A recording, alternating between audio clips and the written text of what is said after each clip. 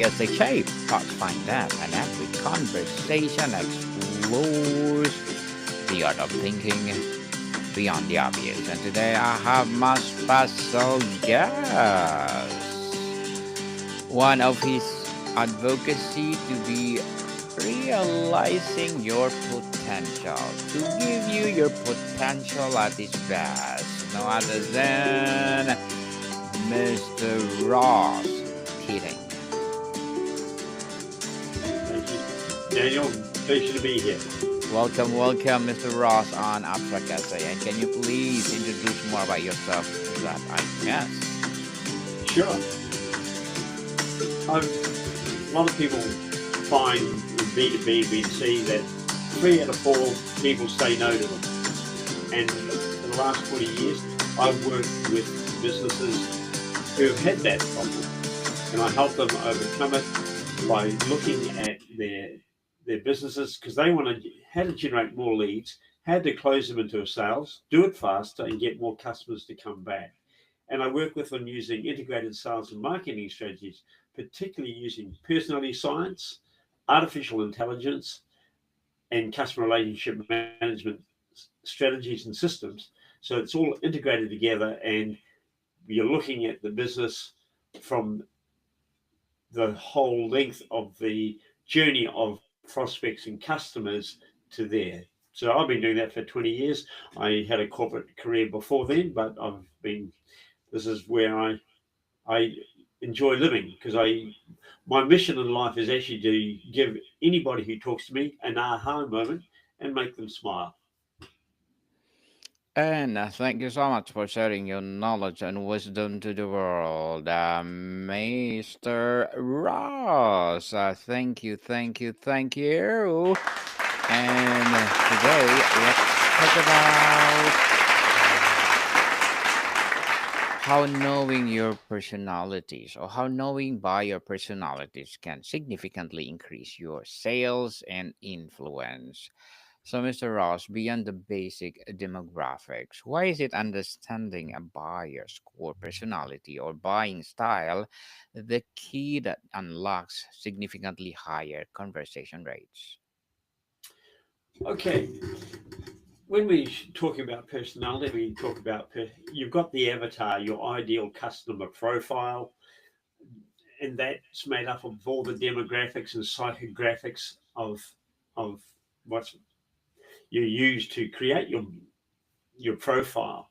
But we all have a personality, and what happens is that the Charlie Group found a number of years ago in research that only 18% of people would buy from a person even if the seller didn't present in their personality type of the buyer. So only 18% would say yes to that seller because they didn't present into the personality of the buyer. Yet 82% success rate was achieved when the seller aligned their personality with that of the buyer. In other words, they made the presentation and adapted it to the personality of the buyer. So 3 times as many people, 300% more people would success was better for that those sellers that did that, and that was independent research by the Charlie Group. Now, Tony Robbins talks about letting your prospect determine your presentation, and for years, have you heard that one before, Daniel? Yes, Mr. Ross. So tell us more about that. Okay, well, for years I couldn't quite understand how do you do that, and what I did find Mm-hmm. with personality science is that you are able to adapt that presentation to the personality of the person if you know that personality. Now, some people use DISC and Myers Briggs, and we're all familiar with those, but none of those have been adapted to be easily presented to uh, a customer or prospect. They take 15 minutes minimum, some take 60, 90 minutes to complete. So from that perspective, that wasn't going to be a lot of help. And happened to come across a thing called Bank. It's by Codebreaker Technologies, and it's a personality profiling system. It's the only one in the world, I believe, that has been found by independent scientific studies to actually predict buyer and buy-in behavior in less than 90 seconds. And I have found that to be true. And with that, we are able to use a tool. So cards, we have personality cards that we can show people and we can bring them up. And this is one of them here, instead of four. And I invite people to crack their personality code. And as soon as they do that, I know what the personality is. And then I can talk their language. The bank personality code has four specific key components: blueprint, action, nurturing, and knowledge. Those are the different four prime personality types. And there's a combination of those, there's 24 different combinations. But if I know that and I know my personality code is knowledge, action, nurturing, and blueprint, then I can have I can adjust my presentation to their style rather than talking my own language. I like data and research, but if for example, you maybe are nurturing, and therefore I would more likely talk about teamwork and collaboration and a sense of community. And those are the type of things you would are likely to respond to and feel that I'm talking your language. And this has made a real difference to the way I do business and for my clients and clients using the Codebreaker technology. By understanding that, we can adjust the language in our social media posts. You can do it in your brochures, your websites, your LinkedIn profiles, your Facebook profiles, even imagery conveys that impression of your personality type. But what we want to know is we don't want to guess. We want people to crack their personality code, and we're able to send a link to people, and they then use that to crack their personality code. We call it cracking their personality code, and that comes through to me. They get a report, comprehensive report, and I get a report as well. And I learn what's important to them because the values on the cards are important to them. And by making it address what's important to them, then it's about them, not about me as the seller. Because they don't care. Nobody wants to be sold to. They want to buy, but they don't want to be sold to. Does that make sense, Daniel? Makes sense, Mr. Ross. So many salespeople treat every prospect the same. What is the single biggest mistake they make by ignoring personality styles, and what does it cost them? Well, the biggest mistake we all tend to make, is that we talk in our own personality style. So I would tend to talk in data and research, and I'd quote lots of figures and statistics, and people's eyes would glaze over because some people are an action personality and they are looking for fun, flexibility, spontaneity, action, opportunity. Just give me the bottom line, get to it real quick, give me the bottom line, and if I think it's right for us, I'll buy it. That's what the action personality will do. So if I was selling somebody a pen, for an example, and so I've got this one here, and I was trying to sell it to an action personality, I'd say to them, this pen is made of rose gold. This is some of the finest pens in the world, the most expensive pens in the world, and you will be seen to be a leader and right on top of the game. And those type of things are likely to respond to. And I can sort of say, this will give you the world, and it'll get people signing your documents, your contracts, and go on down that line. That's how you would look at selling a pen to somebody like that, perhaps. And that's the biggest mistake. If I talked about that was made from years of research that was scientifically done, the finest um, materials were used from it, and we did a lot of customer case studies. Imagine a person's eyes would just glaze over. So we want to talk to people in their personality type. And so that's what knowing your person's personality code is will make a difference. I had a person who is a blueprint personality, this one here, they tend to like system stability, structure, planning processes, step by step. They're very risk averse. They like tradition. They want you to be on time. In fact, if you're on time, you're late. They want you to be there 15, 30 minutes early in a physical meeting, maybe 10 minutes beforehand in a online meeting. And they want you to show them that there's a low risk, that you can offer it within their budget or under their budget, and you complete the project you can complete it on time. That's what a blueprint personality is looking for. And if we're able to adjust that. So I actually bought a lead once upon a time ago, and I determined that they were a blueprint personality. And for me, that's kind of hard to deal with. But I changed my whole presentation in the lead up to the going into the initial discovery calls, my presentation of the proposals, and they engaged me for a five-figure sum. And at the end of 6 months, they re-engaged me because I did exactly what I said I would do, and I came in within the budget and in the time frames. So that's how you can do it. The research shows, I said that one before, when you don't do that, you don't meet them in their personality type, then 3 out of 4 are going to say no to you. And when they don't buy from you, who do they buy from? They buy from Somewhere your, else. yeah. Mm-hmm. So if you go in just without caring about that, then you're likely to get 1 in 4 chance of getting it right.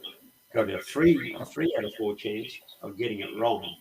And if your average sale is worth, say, $2,000, you're turning away $6,000. If it was $10,000, it really adds up really quick when you're turning away 3 out of 4 people. So, Mr. Ross, tell us, can you give us a high level overview of the key buyer personalities you've identified? What is a simple, memorable way to categorize them? Well, using the bank personality profiling system enables us to do that. I utilize the bank personality. As I say, there's blueprint, action, nurturing, and knowledge, and there's 24 different combinations. But by inviting them to crack their personality code, and I find around about 98% of people are quite happy to crack their personality code, then I don't have to guess. I know what that is. And once I identify all their other characteristics, their demographics and some of the psychographics, what's important to them, because that still is an important part. You don't just throw that out of the window. You actually do this as part of that whole customer profiling. But if you know that code, those values on the card, there's 12 values on each card, they they're important to them. And if they say the order is this, then you respect that order. And those values are how they make their decisions. They make their decisions based on that personality profiling tool or profile. So we'd identify them by the short and abbreviation. I am KANB. That's my personality type. So I break it down there. So in my customer relationship management system, everybody who has um, cracked their code, as I call it, if you can let me use that jargon, I have that noted in my CRM. So I can bring up all the people who have the same personality as me or the same lead one. I can bring up all the personality types who are maybe active or nurturing or blueprint. And therefore, I can write set emails that are designed for those personality types. Mr. Ross, is Mhm. this about manipulating people or is it about authentic connection? How do you authentically or ethically adopt your approach to different personalities without being disingenuous or Yeah, dishonestly? yeah. You're not by asking people, you're showing that you care about them because you want to give them information how they like to receive and they more quickly grasp that information because you're talking in language and in terms that they respond to. So you're not manipulating them or being disingenuous at all because I do it genuinely. I know when people talk to me, I want them to think that I like to know what the big picture is. I don't want to know the detail because blueprint is my last personality type. That detail, wanting detail, is the last thing I want. I want to know how it fits into the big picture. And because I have an action personality very close as my second one, then I make decisions really quick. So get to the bottom line, give me the big picture, and show me your research and make sure that you're an expert. And by doing that, if you do that with me, then I feel that you care and you understand me. And I don't feel that you're manipulating me at all. Why? Because you're giving me information how I want. And that's what people want. Because the research shows that people don't even read, they don't even notice some social media posts or advertisements when it's not in their language type. But as soon as maybe if we use a different example, you know, grow your community and contribute more to your community around you. A person with a nurturing personality is going to see that. An action person is not going to see that. They're unlikely to see that because they want some fun, freedom, competition. What's the opportunity? But if you merge the words together from both personality types, you can then speak to two personalities, and three personalities, and four personalities, depending on how you want to do it. But you're not being disingenuous. You're not being dishonest at all. You're actually taking time to get to know them. And many salespeople don't do that. And they just want them to tell them all about their products and service and how great they are as salespeople and their company is so great. But people don't want to know that. And Mr. Ross, tell us, Yes. at what point in the sales process should you start diagnosing a buyer's personality, and what are the subtle cues you look for the initial conversation or email? Right. The first part is when I look at people's LinkedIn profile. I use the tool that's available to me to run the profile through it, and in milliseconds, it gives me what it thinks the profile is based on the information in their LinkedIn profile. Now, that might be wrong because the best way to do it is to ask the person to do it. So when I make contact with somebody, I invite them, always invite them to take the personality quiz and for them to crack their personality code because they get a comprehensive report. Most people are interested. I get a report. I know what their personality code is from that moment. But there are other ways to do it when they're talking in language. If a person says, I need to think about that, they tend to be a knowledge person. If people sort of say, tell me more detail, give me more detail, then you're looking at somebody's blueprint. And there's a lot of other words that go with those. And that's been researched and we know those. So you're looking at those, the, the wordings that they say. If they say, I feel this, often that's starting to make me think that they're a nurturing, for example. Then if they talk about teamwork and charities and family, those are indicating that they may be nurturing further. And as I explained, the action person, show me the money, I'm dressed, let's go have fun. get to the bottom line and do it real quick. I'm talking to an action.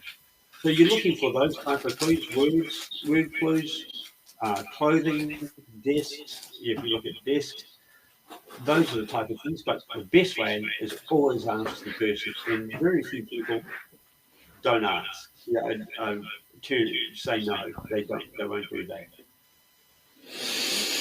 Mr. Ross, what's the social proof look like for each of these different personalities? For an analyst, is it case study or and for a relationship builder, is it testimonial video? Um, I, I'm not too sure I quite understand the question there, Daniel. Could you just say it again, just to give me a different phrasing on it? Yes. So those are uh testimonial video that you are doing, or what are the social proof that you think that these different personalities that you are talking about, is it for the analyst or a case study or for general public that people will learn from it? People in all sorts across the whole raft of life. You use personality science. You people. I use it to understand my daughter better Okay. and be able to communicate with her. You use it in sales when you're in teams, when you're um, working with communicating with your wife. I used to drive my wife crazy until I understood. I'd say, let's go down to the beach. And she'd say, when? I'd say, oh, we can be out of the house in a half an hour to an hour. And that would drive her. She said, no, I've got this and this to do. But if I said to her on the weekend, because she was a blueprint, how about this weekend we look to go down to the beach, maybe Saturday or Sunday? What do you think? And she had time to think about that and plan it and fit it into her schedule. And we got on a lot better when I started taking it into account.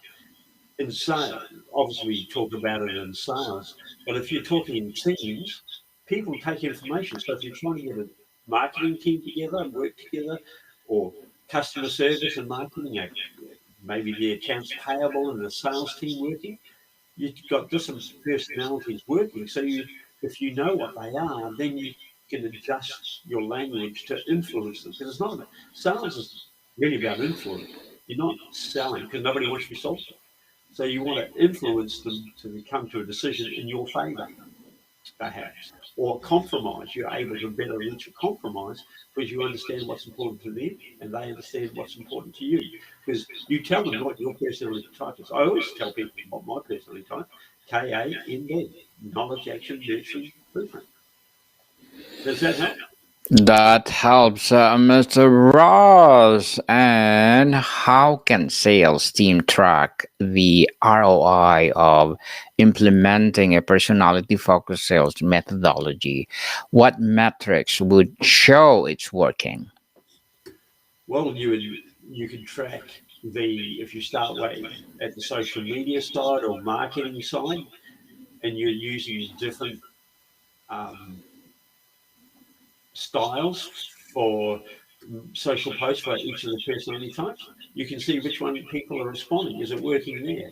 With the salespeople, if they're using the methodology and using the tools available to them, because you can use the artificial intelligence to actually write them in those personality codes, are they getting a better response? Their rate of conversion should be going up, and it should be going up fast. They should be closing faster because they're communicating. When you communicate, it takes less time to get the message through. You're on both on the page a lot quicker. Therefore, the sale goes quicker. A friend of mine is a real estate agent, and they had a really good record in the business. They were selling or getting listings at a close rate of 36%, which is pretty good. They ended up after 12 months having a close rate of about 86%. That's a really big different change in close rate. And he put it down to using the bank methodology. As I say, I increased my sales by using it because I adapted it. And I gave you that example of that one particular client that I tracked across. And I've got other ones where I've done it. I've got businesses who have changed, got people to change roles because they weren't suited to that. One of them was in the reception area, and they were very blueprint focused, and they liked step by step, and they didn't like their day being interrupted. And yet they're on the front desk answering phone calls, and people come to the counter and doing copywriting.